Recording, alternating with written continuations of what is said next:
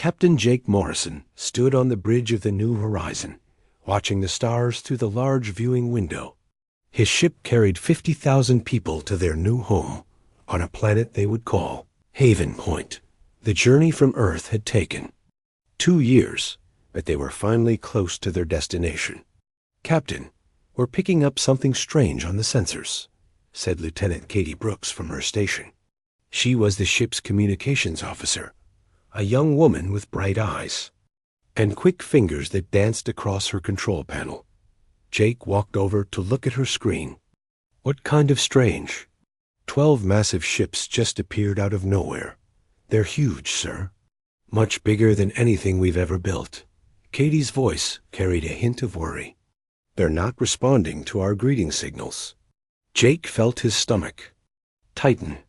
This was the moment every human had feared since they first left Earth. They were not alone in the universe, and their first meeting with aliens might not be friendly. "Send out the standard first contact message," Jake ordered. "Mathematics, pictures, peaceful intentions. Let them know we come in peace." Down on Haven Point, the human colony was bustling with activity. 200,000 people had already made the planet their home over the past 5 years. They had built farms, schools, and small cities. Children played in parks while their parents worked to build a better future. Colonel Lisa Carter watched the sky from her office window. She knew about the alien ships long before Captain Morrison did. Hidden sensors throughout the solar system had detected the massive fleet the moment they arrived. Lisa was not just a colony administrator. She was a military commander. And Haven Point was not just a peaceful settlement. The alien fleet belonged to the Kethran Galactic Empire. Fleet Admiral Zex Thill commanded the 12 dreadnoughts from his flagship, a vessel so large it could house entire cities. He was a proud warrior of a species that had conquered thousands of worlds over 800 years. "Report, Admiral." Zex Thill commanded in his deep, rumbling voice. His 4 arms moved gracefully as he reviewed the tactical displays. "The system contains a primitive species, Admiral," reported his tactical officer. "They appear to have established an unauthorized settlement on the 3rd planet. Their technology is crude, but they have several ships in orbit." Admiral Zex Thill's eyes narrowed. The Kethran Empire had detailed records of every known species in the galaxy. These creatures should not exist. Search the Imperial archives. Find out what species this is. His communications officer worked quickly, accessing the vast databases that contained information about millions of worlds and thousands of species. After several minutes, he looked up with confusion. "Admiral, there are no records of this species anywhere in our files." This was impossible. The Empire had been exploring and conquering the galaxy for centuries. Every intelligent species was cataloged, studied, and either enslaved or destroyed. How could an entire species exist without their knowledge? "Send them." "The standard demand," Admiral Zex Thill ordered. "They will evacuate this system immediately or face the consequences." Back on the New Horizon, Katie received the alien message. Her translation computers worked hard to decode the strange language, but the meaning was clear enough. "Captain, they're ordering us to leave. They claim this system belongs to their empire." Jake took a deep breath. "Ask them to provide proof of their claim. Tell them we're willing to negotiate." When the Kethran fleet received this response, Admiral Zex Thill was shocked. No primitive species had ever dared to question the Empire's authority. In his experience, lesser beings immediately surrendered when faced with superior force. "They refuse to comply, Admiral," his communications officer reported. "They request proof of ownership and wish to negotiate." Admiral Zex Thill's anger grew. These unknown creatures needed to learn their place in the galactic order. Prepare a demonstration of our power. Destroy one of their smaller vessels. The order was carried out swiftly. A Kethran destroyer charged its main weapon and fired a brilliant beam of energy at one of the human cargo ships. The vessel disappeared in a flash of light, taking 3,000 innocent lives with it. On the new horizon, alarms blared as the crew watched their companion ship die. Jake felt rage building in his chest, but he forced himself to stay calm. This was the moment humanity had prepared for. "Katie, send the activation code to all units," Jake said quietly. "Yes, sir," Katie replied, her fingers flying across her. Controls. Throughout the solar system, things began to change. What the aliens had assumed were simple mining stations and communication relays suddenly came to life. Hidden weapon platforms revealed themselves, their surfaces bristling with advanced technology. The peaceful cargo ships activated concealed. Armor plating and weapon systems. The new horizon itself began to transform. Its outer hull shifted and moved, revealing the truth beneath. This was not a simple colony ship. It was humanity's most advanced warship, disguised to look harmless to any watching eyes. Colonel Carter smiled grimly as she watched her screens light up with activation signals. All across Haven Point, the real nature of the human settlement revealed itself. Farms opened up to expose missile silos. Schools extended hidden gun turrets. The quiet farming community was actually a heavily fortified military base. Admiral Zexthal stared at his tactical display in disbelief. Where moments before he had seen a few primitive ships and a defenseless planet, now he faced a sophisticated military force. Hundreds of weapon platforms surrounded his fleet, and the energy readings from the human ships indicated technology far more advanced than anything in his experience. "How is this possible?" He whispered. His tactical officer's voice shook as he reported the new situation. "Admiral, they have us surrounded. Their weapon signatures don't match anything in our database. I don't understand how they're generating this much power." The humans had been waiting for this day for over a century. Every colony ship, every mining station, every research outpost was part of a vast military network. Humanity had learned from its own history. They knew that when different civilizations met, the more advanced one usually destroyed the other. They had prepared to make sure they would not be the ones destroyed. Jake Morrison opened a communication channel to the alien fleet. His voice was calm, but carried the weight of an entire species behind it. "This is Captain Morrison of the Earth, Colonial Defense Force. You have just committed an act of war against humanity by destroying our ship and killing our people. You have one chance to withdraw from this system peacefully. If you refuse, we will defend ourselves." Admiral Zexthal realized he had made a terrible mistake. These were not primitive beings to be easily conquered. They were an unknown military force with technology that challenged everything he thought he knew about galactic warfare. For the first time in his long career, he felt the cold touch of fear. Admiral Zexthal's 4 hands moved quickly across his command console as he opened an emergency channel to the Imperial Archives. His voice carried urgency as he spoke to the massive holographic display that appeared before him. "Chief Archivist Velanara, I need immediate information about a species called humans. They have military technology that does not match any known galactic patterns." The Chief Archivist was an ancient being whose mind was connected directly to the Empire's vast databases. Her 6 eyes closed as she searched through millions of records, species files, and military reports that spanned 800 years of galactic conquest. "Admiral, I have searched every database in the Imperial Archives. There are no records of any species called humans.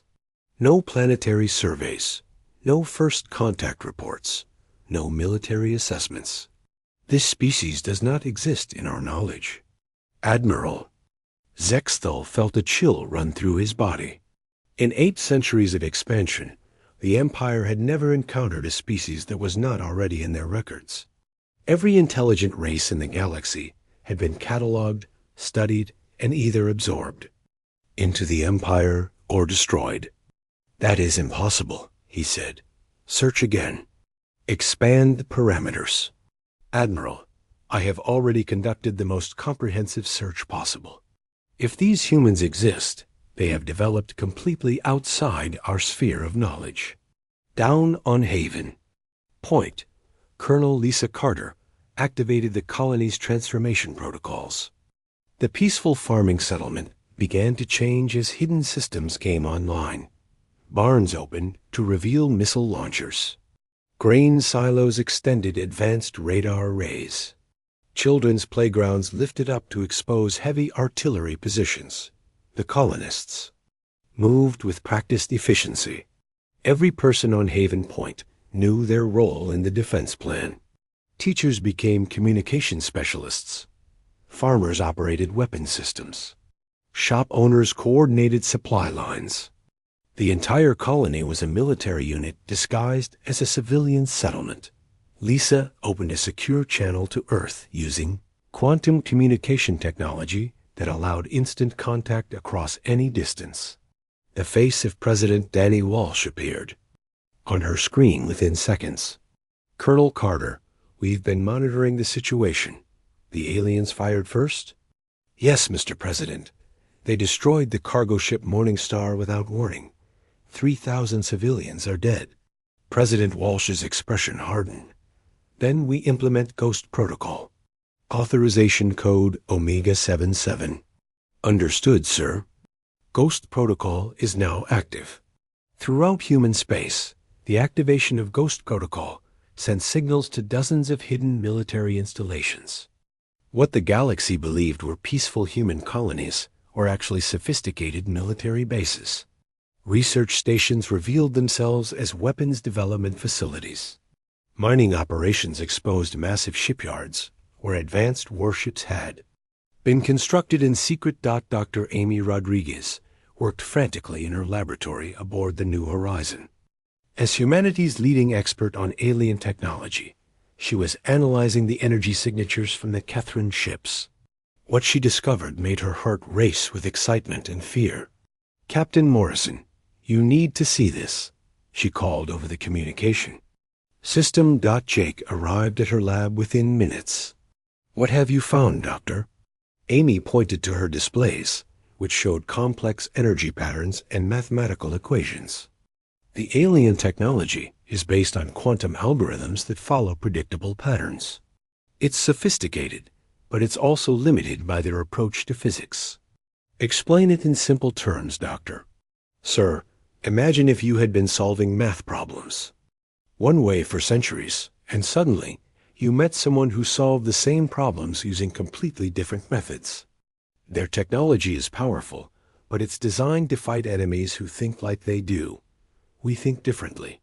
Jake nodded slowly. So our different approach gives us an advantage? Exactly. Our weapons and defenses operate on principles they've never encountered. Their computers can't predict our tactics because we developed in isolation. The first battle began when Admiral Zexthal ordered his fleet to demonstrate Imperial power. 3 Catherine cruisers moved forward, their weapons charging with deadly energy. The standard Imperial tactic was to overwhelm primitive defenses with superior firepower, but the human response was unlike anything the Catherines had ever seen. The hidden weapon platforms throughout the system opened fire using technology that seemed to bend the laws of physics. Gravity manipulators pulled Catherine ships off course. Energy weapons cut through their shields as if they were made of paper. Commander Steve Baker led a squadron of human fighters from the New Horizon. His ships moved in ways that the Catherine tactical computers said were impossible. They used gravity fields to turn sharp corners at high speed and fired weapons that seemed to ignore the laws of energy conservation. How are they doing that? Admiral Zexthal demanded as he watched human fighters destroy his escorts with ease. Admiral, their flight patterns do not match any known tactical doctrine. Our computers cannot predict their movements because they use physics applications we have never seen before. The battle turned into a nightmare for the Catherine fleet. Their weapons, designed to fight other galactic species, were ineffective against human defenses. Human weapons developed in isolation proved devastatingly effective against Kethron. Technology. Within hours, 3 Kethron cruisers were destroyed, and 2 more were badly damaged. The mighty Imperial fleet, which had conquered thousands of worlds, was being defeated by an enemy that should not exist. Dr. Rodriguez made another discovery that changed everything. By studying captured Kethron technology, she learned that galactic science had developed along predictable lines. All species in the galaxy had discovered the same principles and built similar technologies. Captain, humanity developed differently because Earth is unique, she explained to Jake. Our planet's magnetic field, our sun's radiation, our moons, gravitational effects, they all created conditions that no other world in the galaxy experienced. We had to solve problems that other species never faced. And that made us develop different solutions? Exactly. While galactic species were perfecting energy weapons, we were experimenting with gravity manipulation. While they built stronger shields, we developed weapons that ignore shields entirely. We're not more advanced, Captain. We're just different. Admiral. Zexthul realized he faced a military crisis unlike any in Imperial history. His fleet was being destroyed by enemies who fought using unknown principles. His weapons were useless, his tactics were worthless, and his enemies seemed to violate the fundamental laws of warfare. He opened another channel to Imperial Command, his voice heavy with defeat and fear. Supreme Commander Kratuk, I am requesting immediate reinforcement. The enemy is not primitive. They possess advanced military technology that our forces cannot counter. We are facing an unknown species with capabilities that exceed our tactical parameters. The response came quickly. Admiral, you are the most experienced commander in the fleet. How can primitives defeat Imperial forces? Sir, they are not primitives. They are a military power that has developed outside our knowledge. Their technology operates on principles we do not understand. We need the 5th Battle Group immediately. Granted. 200 ships are being dispatched to your location. Do not engage the enemy until reinforcements arrive. But Admiral Zexthil knew it might already be too late. The humans had revealed themselves as a military force that could challenge the Empire itself. For the first time in 8 centuries, the Kethran Empire faced an enemy they could not simply overwhelm with superior numbers. The galaxy was about to learn that humanity was not just another species to be conquered. They were something entirely new, and they were ready to fight. Supreme Commander Kratuk stood in the command center of the Imperial Corps, surrounded by holographic displays showing the entire galaxy. For 800 years, the Kethran Empire had expanded without meeting serious resistance. Every species they encountered either surrendered or was destroyed. Now, for the first time, they faced something completely unknown. Show me Admiral Zexthil's battle reports again, he commanded, the massive displays filled with tactical data. From the Haven Point system, Kratuk studied the human weapon signatures, their ship movements, and their defensive capabilities. Nothing matched any known technology in the Imperial databases. Analysis, he demanded from his tactical advisors. Supreme Commander, the humans appear to use gravity manipulation technology that should be impossible according to our understanding of physics. Their weapons ignore our shield frequencies, and their ships move in patterns our computers cannot predict. Kratuk's expression grew dark. Dispatch the 5th Battle Group immediately. 200 ships, including 3 planet killers. If we cannot conquer these humans, we will destroy their worlds. Captain Ben Torres floated silently in space aboard his stealth ship, the Silent Running. His vessel was designed to be invisible to all known detection methods, and he had been watching the Kethran Empire for months. The information he had gathered would shock humanity to its core. Ben activated his quantum communicator and contacted Earth directly. General Nancy Phillips appeared on his screen, her face serious as always. "Captain Torres, report." "General, I've been monitoring Kethran communications across their empire. What we're facing is bigger than we imagined. They control over 40,000 star systems. Their military has billions of ships. They've enslaved hundreds of different species." General Phillips felt the weight of that information. "How large is the force heading to Haven Point?" 200 ships, including weapons capable of destroying entire planets. "They're not planning to conquer us anymore, General. They want to wipe us out completely. Understood. Return to base immediately. We're implementing full mobilization." On Earth, the secret that humanity had kept for 150 years was finally revealed. Every nation on the planet had been working together under a hidden world government. All of their resources, all of their technology, all of their military planning had been focused on one goal: preparing for the day they would meet hostile aliens. General Phillips stood before the Global Defense Council, addressing representatives from every continent. "The moment we have prepared for has arrived. Operation Ghost Protocol is now in full effect. Every hidden base, every secret weapon, every concealed ship is to be activated immediately."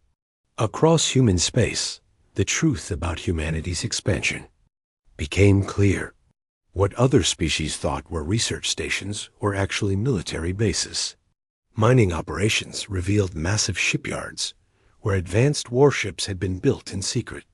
Scientific expeditions exposed themselves as reconnaissance missions that had been mapping potential battlefields. Back at Haven Point, the battle continued as more Kethran ships arrived. Commander Steve Baker led another fighter attack against the alien fleet. His squadron moved like a school of fish, using coordinated gravity fields to confuse enemy targeting systems. Phoenix leader to control. "We have multiple bogies incoming. They're trying to surround us." Colonel Carter's voice came through the communication system. "Copy that, Phoenix leader? Execute pattern Delta 7. The human fighters suddenly spread out in all directions, each one moving in a seemingly random pattern. But the randomness was an illusion. Dr. Amy Rodriguez had programmed their flight computers, using chaos theory mathematics that made their movements unpredictable to any outside observer. The Kethran ships tried to follow, but their tactical computers could not process the human flight patterns. Within minutes, 6 more alien vessels were destroyed. Dr. Rodriguez made another breakthrough in her laboratory. By studying more captured Kethran technology, she discovered something that would change the entire war. "Captain Morrison, I need to speak with you immediately," she called. Jake arrived at her lab to find Amy staring at complex molecular diagrams. "What is it, Doctor?" "Sir, I've figured out why our weapons are so effective against their ships. All galactic species use the same basic principles for their technology. They discovered quantum mechanics, developed energy weapons, and built deflector shields. But they never explored gravitational manipulation because their worlds never required it." "And we did?" "Yes. Earth's unique gravitational environment, with our large moon and specific planetary rotation, forced us to understand gravity in ways other species never needed to. We developed technology they never imagined." Jake studied the diagrams. "So we can predict their technology, but they cannot predict ours?" "Exactly. Every weapon they have follows the same basic patterns. But our weapons operate outside their understanding of physics." The revelation gave humanity a crucial advantage. Dr. Rodriguez began developing countermeasures for every type of Kethran weapon. Human engineers used this information to upgrade their defenses and create even more effective attacks. Meanwhile, news of the battle was spreading throughout the galaxy. The Zephyrian Republic, longtime enemies of the Kethran Empire, intercepted human communications and made a surprising decision. Ambassador Helen Parker received humanity's first contact from another galactic power when a Zephyrian ship appeared. At the edge of the solar system, the alien captain spoke through translation computers. "Humans of Earth, we are the Zephyrian Republic. We have fought the Kethran Empire for 3 centuries. We offer alliance against our common enemy." Helen found herself conducting humanity's first diplomatic mission with a friendly alien species. The Zephyrians shared crucial information about other species that opposed Kethran rule, and they offered advanced technologies that could help humanity in the coming war. The Kethran Empire faced a growing crisis. Not only were they fighting an enemy they could not understand, but their other enemies were beginning to take notice. Species that had been conquered or threatened by the Empire started sending secret messages to human space.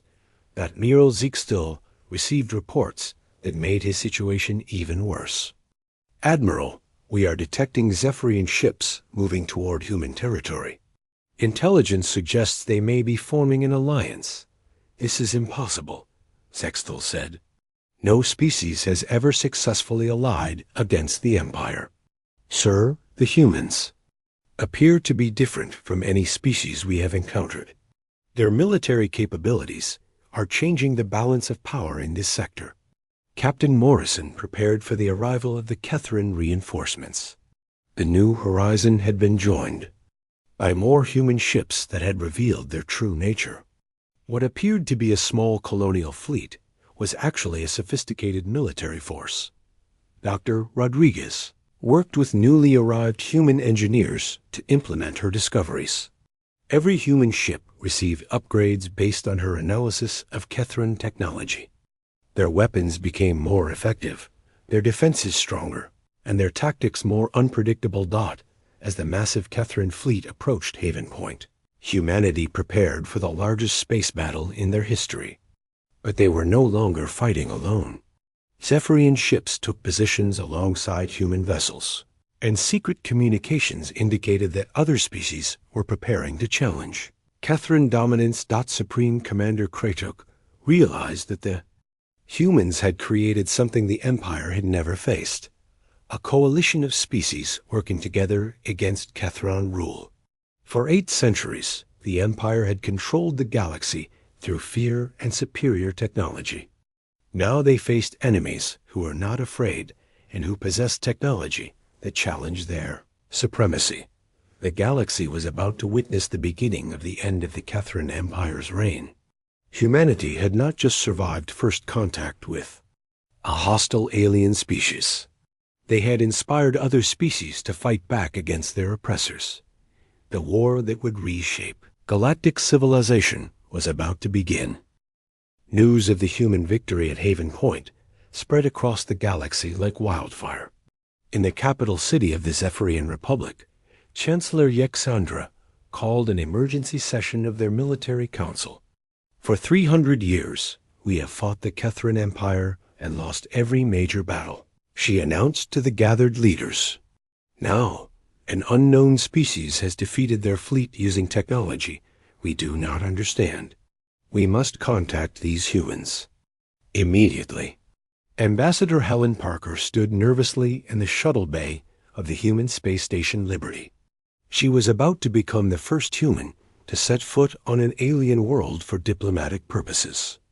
The Zephyrian ship that had come to collect her was unlike anything she had ever seen, built with flowing curves and materials that seemed to shift color in the light. "Remember, Ambassador," Captain Morrison said over the communication link, "you're not just representing Earth. You're representing all of humanity's future in the galaxy." "I understand, Captain. I won't let us down." The Zephyrian homeworld was beautiful beyond imagination. Crystal cities rose from purple seas, and the sky was filled with 3 moons. But Helen knew that beneath the beauty, this was a world at war, struggling to survive against Kethran oppression. Chancellor Yexandra greeted Helen personally, speaking through advanced translation computers that made conversation possible.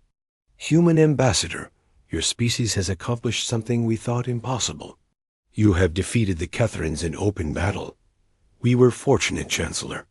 But we know the Empire will send more ships. We need allies if we're going to survive.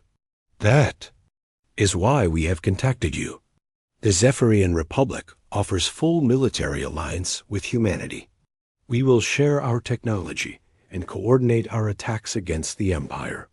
Back at Haven Point, Captain Morrison led a daring mission against a Catherine supply depot. The human ships moved silently through space, using their advanced stealth technology to avoid detection. The supply depot was a massive station that provided fuel and weapons to the Catherine fleet. Phoenix Squadron, prepare for attack, Morrison commanded. Remember, we need to capture alien technology and prisoners. This is an intelligence mission. The attack was swift and devastating. Human fighters used their gravity manipulation technology to disable the station's defenses, while boarding parties captured crucial equipment and several Catherine officers. Dr. Carl Williams, humanity's leading expert on alien psychology, conducted the interrogation of the captured Catherines. Through careful questioning, he learned the true scope of galactic civilization. There are over 3,000 intelligent species in the galaxy, he reported to General Phillips. Most of them are enslaved by the Empire or living in fear of conquest. The Catherines rule through terror and superior technology. How many species oppose them? According to our prisoners, at least 40 different governments are secretly working against the Empire, but they've never been able to coordinate their efforts. They're all too afraid of Catron retaliation. General Phillips saw an opportunity. What if we could unite them? What if humanity could become the rallying point for galactic resistance? The idea was ambitious beyond imagination, but it was exactly what the galaxy needed. Humanity began sending secret messages to oppressed species throughout Catherine space, offering technology and military support. Dr. Amy Rodriguez worked frantically in her expanded laboratory, now filled with captured Catron technology. Her team had grown to include alien scientists from the Zephyrian Republic, creating the first truly interspecies research group in galactic history. The Catherines have a fatal weakness, she announced during a meeting with human military leaders. Their entire military doctrine is based on fighting species that use similar technology. They've never faced enemies who think completely differently. Explain, General Phillips requested. Every species in the galaxy developed along similar lines because they all faced similar challenges. But Earth was different. Our unique environment forced us to develop solutions that no other species needed. We're not just fighting with different weapons. We're fighting with different ideas. The Catherine Empire's response was swift and brutal. Supreme Commander Kratuk authorized the use of forbidden weapons that violated every galactic treaty. Planet killers and stellar destabilizers were deployed against human colonies, but humanity was ready. Dr. Susan Clark, leading humanity's most advanced research team, had developed countermeasures based on theoretical physics that galactic science considered impossible. Their planet-killer weapons work by destabilizing atomic bonds, she explained to the Defense Council. But we've learned to reinforce those bonds using quantum field manipulation. Their ultimate weapons are useless against our defenses. The first test came when a Kethron planet killer targeted the human colony on New Terra. The massive weapon fired its deadly beam, expecting to watch the planet tear itself apart. Instead, the beam was absorbed by humanity's new quantum shields, leaving the planet completely unharmed. Admiral Patricia Miller arrived from Earth, commanding humanity's most powerful fleet. The ships under her command were marvels of human engineering, combining original human technology with improvements based on captured alien equipment. The Excalibur is ready for combat, she reported to General Phillips. Our new quantum destabilizer. Weapons can disrupt the fundamental forces that hold matter together. We've moved beyond matching alien technology. We've surpassed it. Other species began to take notice of humanity's growing power. The Vorthan Collective, a group of machine intelligences, sent encrypted messages offering to share their computational technology. The Spiral Alliance, representing dozens of smaller species, requested military support against Kethran forces in their territory. Captain Van Torres returned from another reconnaissance mission with disturbing news. The Empire is mobilizing everything they have. Over 1,000 ships are moving toward human space. They're not just trying to defeat us anymore. They want to eliminate us completely. But humanity's allies were mobilizing too. Zephyrian fleets moved to support human positions. Species that had been conquered by the Empire began sabotaging their own worlds to deny resources to the Kethrans. The rebellion that had started with humanity's first victory was spreading across the galaxy. Dr. Rodriguez made contact with enslaved species working aboard Kethran ships. Using her new linguistic algorithms, she was able to communicate with oppressed aliens who had been forced to serve the Empire. Many of them want to fight back, she reported. They're willing to sabotage their own ships if we can coordinate the attacks. The stage was set for the largest space battle in galactic history. Supreme Commander Kratok was bringing the full power of the Empire to crush humanity once and for all. But he would face not just human ships, but a coalition of species united by their desire for freedom. Ambassador Parker returned from her diplomatic mission with news that would change everything. 17 different species have agreed to join the alliance. They're sending ships to support us, and they're sharing their most advanced technologies. General Phillips looked at the tactical displays showing the approaching battle. Humanity had gone from a single species facing extinction to the leaders of a galactic rebellion. The Kethran Empire, which had ruled through fear for 8 centuries, was about to face their greatest challenge.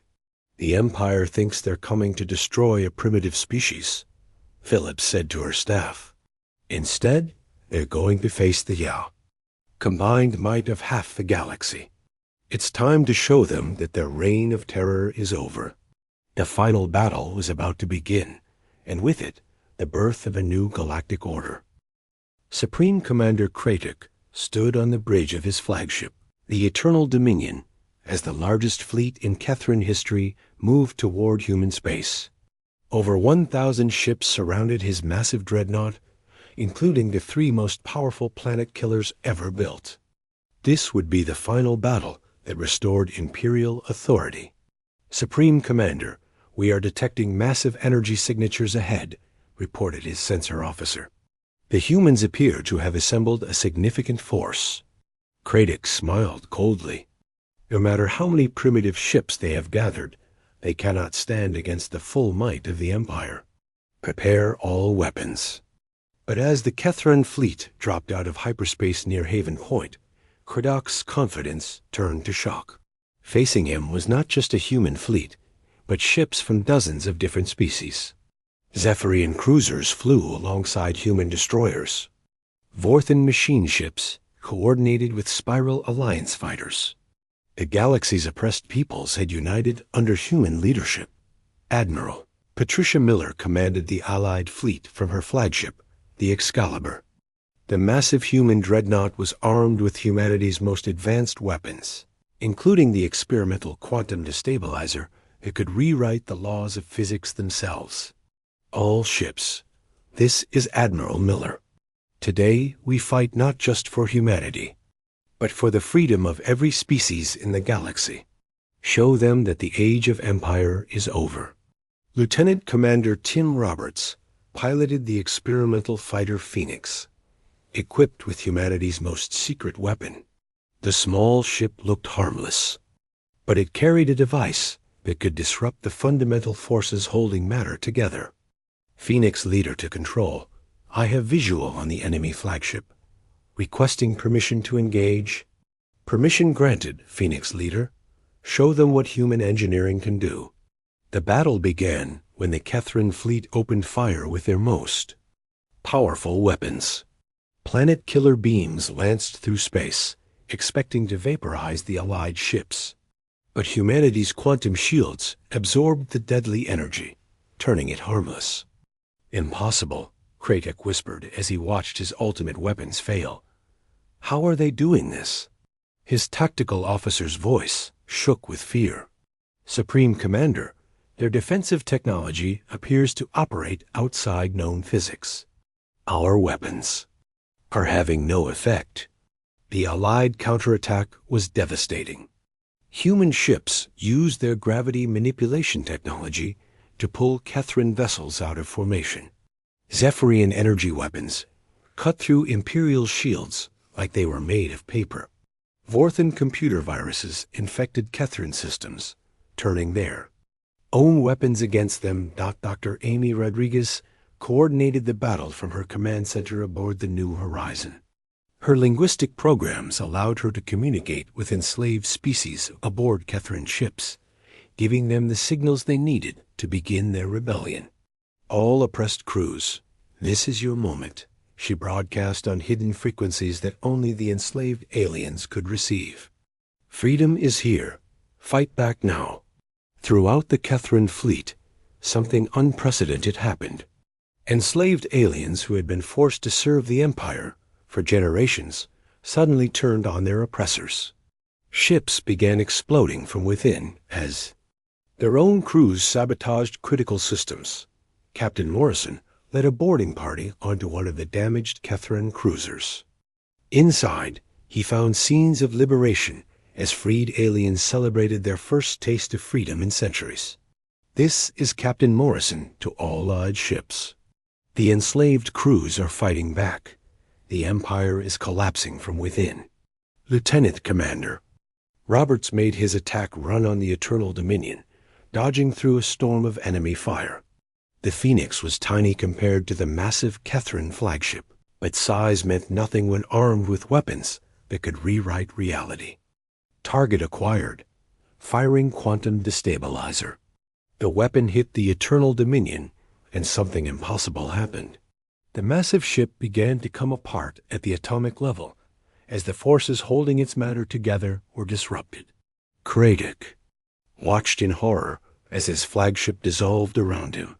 This cannot be happening, he screamed as his bridge collapsed. The Empire is eternal. We cannot be defeated by primitives. But defeat was exactly what happened. Within hours, the mighty Kethran fleet was destroyed or surrendering.